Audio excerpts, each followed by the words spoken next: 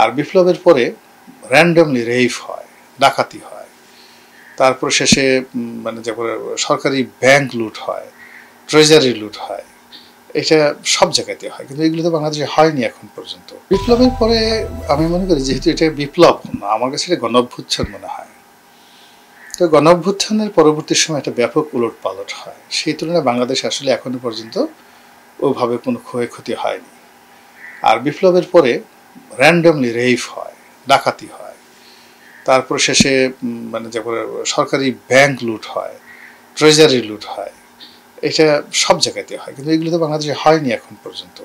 তো যার জন্য আমরা বিপ্লবের পরে বাংলাদেশে যা কিছু হয়েছে এটা বিরক্তিকর সাধারণ মানুষের কাছে, তারা অনেক কিছু আশা করে, কিন্তু আপনি যদি বিপ্লব বলেন, গণ অভ্যুত্থান বলেন, 15 বছরের যে দুঃখ কষ্ট ভিতরে, যেখানে আওয়ামী লীগ নিজে বলেছে যে আমরা যদি পরাজিত হই 10 লক্ষ লোক মারা যাবে, আমাদের লোকদেরকে ধরে ধরে জবাই করবে 10 লাখ। এখন পর্যন্ত 10 লাখ লোক মরেছে, 10,000 লোক মরেছে, এরকম তো কোনো নজির নেই।